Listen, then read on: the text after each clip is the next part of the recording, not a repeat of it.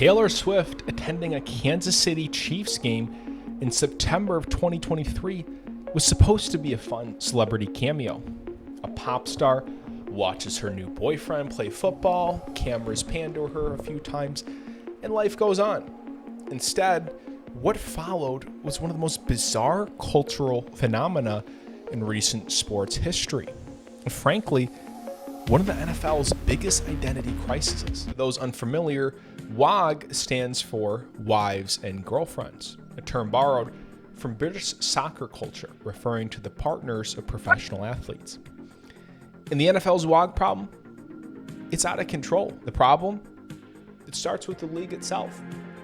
The league is desperately chasing Gen Z and female viewership, which nothing wrong there, but because of this, they've been actively centering its broadcast coverage around celebrity relationships rather than, football. During the 2023 and 2024 season, Taylor Swift was shown on the broadcast 179 times across the season. 179.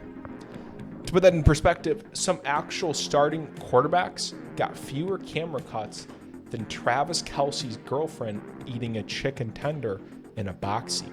And real quick, guys, if you're enjoying this video, please go ahead and hit that subscribe button, as it really helps the team and I understand what kind of content to make more. Anyways, back to the video. Now look, I'm not here to blame Taylor Swift. She bought a ticket, sat in the stands, and watched her boyfriend play. That's normal human behavior. Problem is this: the NFL's cynical decision to turn her attendance into a contest strategy. Suddenly, every broadcast she's in feels less like a football game and more like a reality show where football occasionally interrupted the main storyline. And it worked. Ratings among women aged 18 to 49 jumped significantly. New Taylor Swift fans started learning football terminology. Jersey sales exploded. And by pure metrics, the NFL's WAG strategy was pretty much massive financial success. So what's the problem? Well, the issue is that, and what nobody is talking about, the NFL is in a pretty big predicament. Having built a pretty significant chunk of its new audience around celebrity relationship drama, the league is now dependent on storylines it can't necessarily control.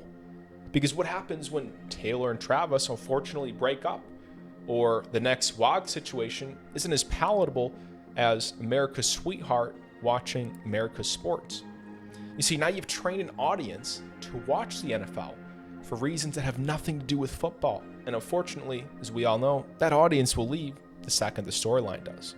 But here's a deeper problem, and what the NFL really thinks it's signaling to the future growth of the league.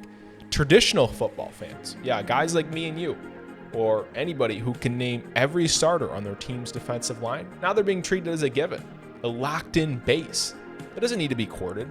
So instead of making the actual product better, addressing the concussion crises, fixing officiating problems, dealing with the league's ongoing player conduct issues, the NFL is doubling down on celebrity drama as a form of financial growth. Yeah, guys, the WAG problem, it's not Taylor Swift. The WAG problem is a league so terrified of demographic stagnation that it's willing to compromise the integrity of its own broadcast to chase an audience that may not even stick around. Football is one of America's greatest ever sports. It doesn't need a pop star to save it. But apparently, the NFL's lead executives disagree. This has been Viral Observer. Peace out.